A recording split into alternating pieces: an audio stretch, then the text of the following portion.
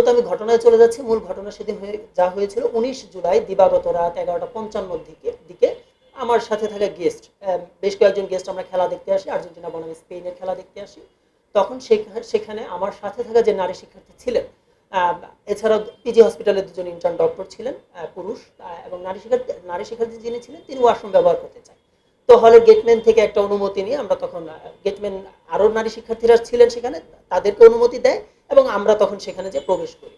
তো নারী শিক্ষার্থী যখন ওয়াশরুমে যায় তার সাথে থাকা ফোন এবং পার্স স্বাভাবিকভাবে সে আমার কাছে দিয়ে সে ভিতরে প্রবেশ করে, এবং আমি তখন সেখানে দাঁড়িয়ে থেকে, স্বাভাবিক এটা খুব একটা কার্টেসি, কিন্তু একটা কমন ওয়াশরুমে, যেহেতু এটা গেস্ট রুমের ওয়াশরুম, একটি কমন ওয়াশরুম, যখন নারী শিক্ষার্থী যায় আমাদের কিন্তু একটা কার্টেসি থেকে বাহিরে দাঁড়ায় যেন যে কোনো অনাকাঙ্ক্ষিত ঘটনা সেখানে সামাল দেওয়া যায়। তো আমি দাঁড়িয়েছিলাম, দাঁড়িয়ে থাকা অবস্থায় তখন আমার সাথে আরো একজন ছেলে ছিল, তারও নারী শিক্ষার্থী ওই ওয়াশরুমের ভিতরে ছিল, গেস্ট ওয়াশরুমের ভিতরে ছিল। তখন শাহরিয়ার আহমেদ নীর, যার সাথে ঘটনাটা ঘটেছে, সে বাহির থেকে খুব ক্লান্ত অবস্থায় আসে, এবং আমরা যখন দেখি সে ওয়াশরুমে যেতে চাচ্ছে বা যাবে, তখন আমি এবং ওই সাথে থাকা ভাই দুজনেই তাকে খুবই সফটলি পোলাইটলি তাকে বলি, ভাই আপনি একটু অপেক্ষা করেন, ভিতরে নারী গেস্ট আছে।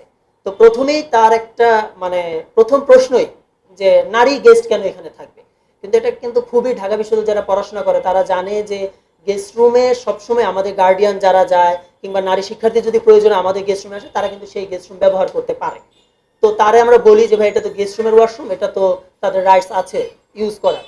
তখন সে প্রশ্ন করে এত রাতে কেন। তোমরা বলি ভাই তারা গেস্টম্যান থেকে অনুমতি নিয়ে এসেছে, এবং আজকে একটা বিশেষ সিচুয়েশন, এখানে খেলা চলছে, ফাইনাল খেলা আর্জেন্টিনা স্পেন, আপনি একটু কনসিডার করেন। তো এটা বলার সময় তাকে হাতে ধরে কনসিডার করার বিষয়টা বলি, তখন সে আমার হাত ছড়ায়া দেয়, ছোটায়া দিয়ে সে আমাকে বলে, হাত ছড়ায়া দিয়ে বলে একটা গালি দেয় অশ্রাব্য ভাষা, যেটা আমি এখন হয়তো সামনে বলাটা আসলে একটা লজ্জাকর, খুবই অশ্রাব্য ভাষা, পরিবারের সদস্যকে ইন্ডিকেট করে সে একটা অশ্রাব্য ভাষায় গালি দেয় এবং আমাকে বলে তুই তো গাড়ি শুরু কর। তখন আমি, এটা স্বাভাবিক যে কেউ জিজ্ঞেস করে ভাই আপনি কি ক্যাম্পাসের কিনা, কোন হলের, আপনার সেশন কত, এটা ক্যাম্পাসে এইভাবেই সবাই জিজ্ঞেস করে। তো আমি তাকে জিজ্ঞেস করি, আপনি করি সম্বোধন করি, কারণ আমি তখনও তাকে চিনি না, সে আমার জুনিয়র সিনিয়র কিংবা ব্যাচমেট কিছু জানি না তার সম্বন্ধে। আমি তাকে বলি যে ভাই আপনি, আপনার সেশন কত, আপনি কি এই হলের কিনা, আপনি এরকম গালিগালাজ করছেন কেন। সে আমাকে বলে যে আমার সেশন 23-24, আমি আমার সেশন 23-24, তুই কে, তোর কি পরিচয়, তুই ওয়াশরুমে যেতে বাধা দেয়ার কে। তখন আমি বলি, তখন এবং এটা খুব সে ক্ষিপ্র গতিতে আমার দিকে তেরে আসার ভঙ্গিতে বলছিল, তখন আমি তাকে ঠেকানোর জন্য তাকে বাধা দেই, একটা ধাক্কা দেই, তাকে ঠেকাই, তাকে তার ক্ষিপ্রতা আমি ঠেকানোর জন্য তাকে একটা ধাক্কা দিই, দিয়ে আমি তাকে বলছি যে ভাই এখানে তো আমি তখন তাকে, যেহেতু সে আমাকে তোমাদের গালি দিয়ে বলছে এবং তুই তোকারি করছে, আমি তাকে জানলাম সে আমার জুনিয়র, তখন আমি তার সাথে তুই তোকারি করি। আমি তখন বলি যে স্বাভাবিক, এটা আপনাদের সাথেও যদি কেউ এরকম করে, গালি দেয়, তুই তোকারি করে, আপনারাও কিন্তু তুই তোকারি করবেন, উচ্চবাচ্য তখন হয় দুই পক্ষ থেকে।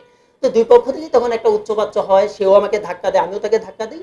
পুরো ঘটনাটা সর্বমোট গেলে 50 থেকে 54 সেকেন্ডের ভিতরে, এবং সিসিটিভি ফুটেজ আমি আপনাদেরকে বারবার বলবো আপনারা অনুগ্রহ করে সিসিটিভি ফুটেজ সংগ্রহ করবেন, সেটা চেক করবেন। সেখানে বেশ কিছু নিউজ মিডিয়াম দেখেছি যে লাঠি নিয়ে নাকি আমি মেরেছি, লাঠি দিয়ে পিটিয়েছি, এই করেছি সেই করেছি। আপনারা দেখবেন যে কোনো ধরনের এই ধরনের কোনো সত্যতা পাবেন না। ধাক্কা শুধু দুই পক্ষ থেকে একটা ধাক্কা থাকি, বাকিরা সবাই তখন দ্রুত চলে আসে, আশেপাশে যারা ছিল এসে আমাদেরকে প্রাইমারি এখানে মিট মারছে, ভাই বাদ দেন, জুনিয়র বুঝতে পারে নাই, বা আমাকে ভাই জুনিয়র মানুষ বাদ দে, আবার ওকে যে সিনিয়র ভাই বাদ দে, রাগারাগি করছিল, দুই পক্ষই চলে যায়।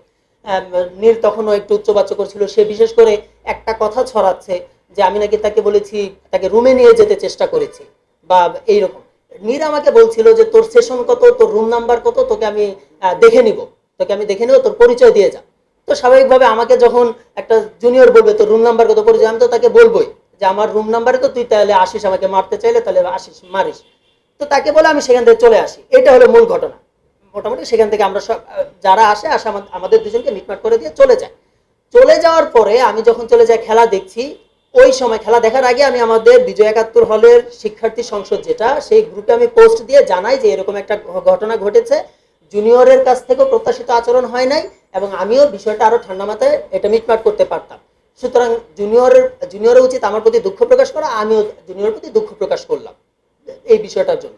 জাস্ট তো কারণ আমিও, যেহেতু আমি কোনো পলিটিক্যাল পার্টির না বা আমার কোনো পলিটিক্যাল উদ্দেশ্য নাই, আমি তো এটা নিয়ে এত মাতামাতিও করবো না, এটা নিয়ে এত বাড়াবাড়িও করবো না, খুব স্বাভাবিকভাবে আমি তার প্রতি একটা সরি ফিল করি, এবং আমি আশা করি সেও আমার প্রতি অতটুকু সরি ফিল করা উচিত। এবং চলে যাওয়ার পরে যখন আমি খেলা দেখি, তখন আমার এক ফ্রেন্ড আমাকে ফোন দিয়ে জানায় যে ভাই আপনাকে তো মারার জন্য নীর হল গেটে অপেক্ষা করছে, ওর বন্ধু বান্ধব নিয়ে। এটা শোনার পর তো স্বাভাবিক যে কেউ বিচলিত হবে, যে তাকে যদি এভাবে মারা হয়, তখন আমি আমার ব্যাচমেট দু একজনকে ফোন দিই, খেলা শেষ করে আমি ওদের সাথে হলে প্রবেশ করি। হলে প্রবেশ করার পর আমি সবগুলো স্ক্রিনশট আমি আমার হল প্রফেসরকে জমা দিয়েছি। প্রায় 40 থেকে 50টা ফোন আসে আমার ফোনে। এর ভিতর আমার হলের 23-24 সেশনের থিয়েটার অ্যান্ড পারফরমেন্স ডিপার্টমেন্টের সৈকত, যে ও আমাকে বেশ কিছু ফোন দেয় এবং প্রথমে সে বলে, ভাই আমি সৈকত, আপনি কই? আমি বলি আমার রুমে। সে বলে, আপনি একটু নিচে আসেন, হল গেটে আসেন, আপনার সাথে কথা আছে। তো এটা আমার মনে হয় সবাই আপনারা বুঝতে পারেন কেন ডাকতেছে হল গেটে রাত্রেবেলা, তখন 4টা 5টা বাজে, কেন হল গেটে ডাকে একজন ছেলেকে। তো আমি তাকে বলি যে ঠিক আছে আমি আসতেছি। এটা বলে আমি আর নিচে যাই না, কেউ যাবে না নিচ থেকে সেখানে মারামারি করতে বা এগুলোতে জড়াতে। তো আমি আমার মতো নামাজ পড়তে যাই, যেহেতু তখন ফজরের সময় হয়ে গেছে, আমি নামাজে যাই। এর ভিতর তারা অনেকগুলো ফোন দিয়ে আমাকে না পেয়ে আমার রুমে চলে আসে। তারা আমার রুমে এসে এক প্রকার হুমকি ধামকি সড়ক কথাবার্তা, যে আমাকে ওয়াশরুমে আটকে রাখবে সারা জীবন, আমাকে মারবে, আমাকে দেখে নিবে, এই ধরনের কথাবার্তা বলে, যেহেতু আমাকে রুমে পায় নাই আর মারতে পারে নাই, তারা চলে যায়। পরবর্তীতে এটা আমার ফ্রেন্ড আমাকে জানায়, হোয়াটসঅ্যাপে টেক্সট করে ফোন করে জানায় যে ভাই এরকম আপনার সাথে আপনার রুমে খুঁজে গেছে, আপনি প্লিজ একটু সেফ থাকেন। তখন ওই দিন রাতে আমি আমার ফ্রেন্ডের রুমে ঘুমাই, অন্য আরেকটি ফ্রেন্ডের রুমে ঘুমাই। এবং সকাল থেকে ফেসবুকে যে একটা ডিফেম করা আমাকে নিয়ে, মিথ্যাচার, যে ওয়াশরুমে একই সাথে নাকি ছেলে মেয়ে ছিল, যেটা কোনো প্রমাণই সিসিটিভি ফুটেজে নাই, কারণ এই ধরনের কোনো ঘটনাই ঘটে না। এই জন্য আমি বারবার আপনাদের অনুরোধ করব যে আপনারা সিসিটিভি ফুটেজটা সামনে আনার চেষ্টা করেন।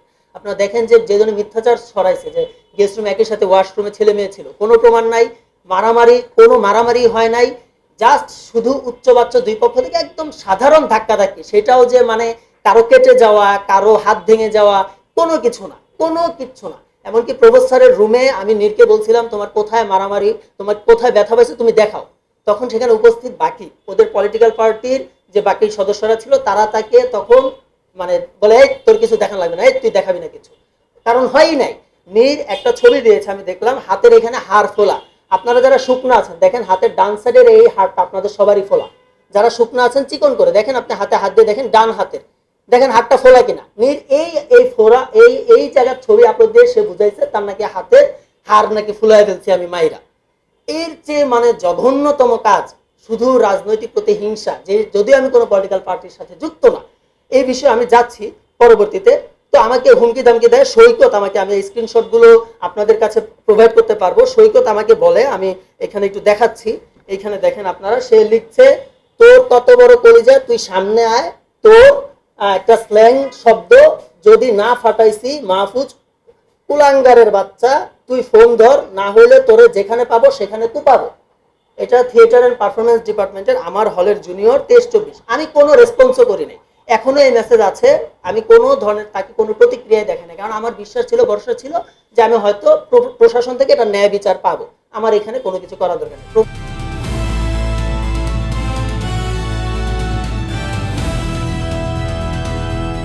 দিনাজপুর টিভি, মানুষের জীবনের কথা বলে।